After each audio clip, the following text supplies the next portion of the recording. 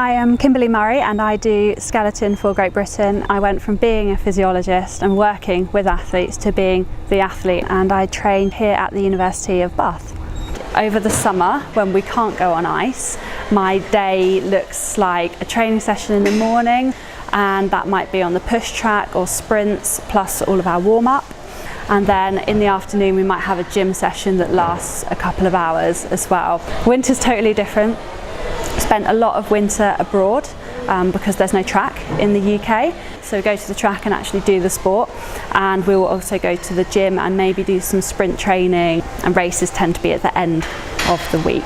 I have a team of people that help me get better, so I have my coach who does my strength conditioning and my push training.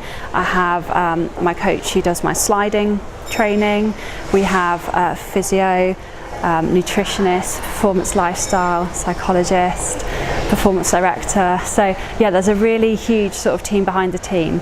So skeleton requires lots of skills. There's much more to it than just lying on the tray and going down the hill. I think the most important skill that you need to have as a skeleton athlete is to stay calm in quite stressful situations.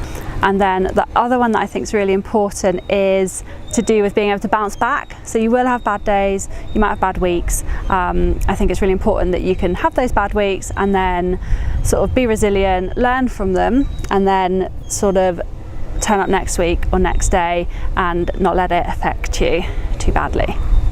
I'm currently at the start of the next quad, so the next Olympic cycle, and the Olympics is in Beijing in 2022, and I'm aiming to be selected for that Olympics and to win a gold medal. So it's a big goal, but that's what I'm here to try and achieve.